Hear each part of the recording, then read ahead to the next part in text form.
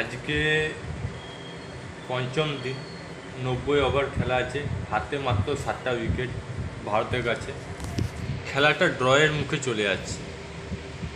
এবার ভারতকে জেতা খুব মুশকিল হয়ে যাবে যদি স্পিনাররা ফর্মে না থাকে, কারণ কয়দিন ধরে দেখছি ভারতের স্পিনাররা কোনো কাজই করছে না, যা করছে ফাস্ট বলার।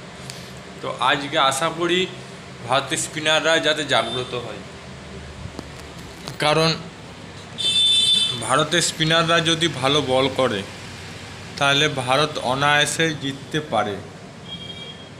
ব্যাটিং ফর্মে কোনো অসুবিধা নেই, ব্যাটিং অর্ডারে কোনো অসুবিধা নেই, সেটা বোঝা যাচ্ছে খেলা দেখে। এবং খেলার মধ্যে যেটা বেশি দরকার সেটা হচ্ছে রানের স্পিড। হ্যাঁ, এই ঋষভ পান্ত আউট হয়ে যাওয়ার পর থেকে দেখছি রান রেট কমে যাচ্ছিল। এক সময় ছিল 5-6 করে রান রেট যাচ্ছিল, এবং তখনই যদি ইন্ডিয়া খুব তাড়াতাড়ি 300 রান করে, 350 রান করে ব্যাট ছেড়ে দিত এবং ওদেরকে ব্যাট দিত এবং ওদের 3টে জায়গায় যদি 5টা উইকেট পড়তো, তাহলে জেতার চান্সটা বেশি ছিল। কিন্তু এত স্লো খেললো জাদেজা এসে যে ম্যাচটা ড্রয়ের পথে চলে যাচ্ছে।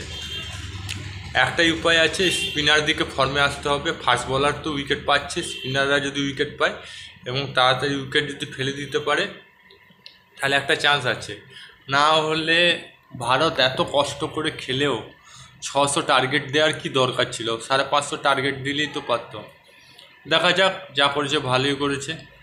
আজকের দিনে আজকে 7টা উইকেট ফেলতে পারে কিনা 90 ওভারে, সেটাই দেখার বিষয়।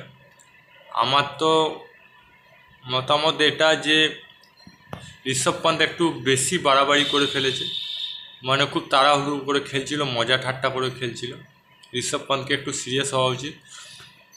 এবং যদি এরকমই T20 আন্দাজেই খেলে টেস্ট ম্যাচে, তাহলে এইভাবেই খেলুন। হ্যাঁ, এটাই বলবো। আর ব্যাটিং লাইন আপ সব ঠিক আছে, বলিং লাইন আপ একটু শক্ত করতে হবে ভারতকে। অনেক বল প্র্যাকটিস করতে হবে। বলের দিকে ভারতের প্লেয়াররা প্র্যাকটিস কম করে আজকাল, তো বলের দিকে একটু নজর দিতে হবে। আর আজকে যদি ফেলতে পারে 7 উইকেট, তাহলে তো খুবই ভালো। 90 ওভার 7 উইকেট যদি ফেলতে পারে, এই যে বাকি দুটো ব্যাটসম্যান আছে খুব ডেঞ্জার ব্যাটসম্যান, আগের ম্যাচে ভালো খেলেছে, তো চেষ্টা করতে হবে যে এই ম্যাচে যাতে না চলে। এবং স্পিনার দিকে একটু বেশি করে বল প্র্যাকটিস করতে হবে, কারণ স্পিনারে বল ভালো চলছে না। আমার রিভিউ এইটুকুই। আপনার মতামত কি সেটা কমেন্ট বক্সে লিখে জানান। ভালো লাগলে লাইক করুন, চ্যানেল তাহলে সাবস্ক্রাইব বাটন প্রেস করুন, ফেসবুকে দেখে থাকলে পেজটা ফলো করুন। আবার দেখা হবে নতুন কোনো ভিডিও নিয়ে। ততক্ষণ জয় হিন্দ, জয় ভারত, ভালো থাকো, সুস্থ থাকো।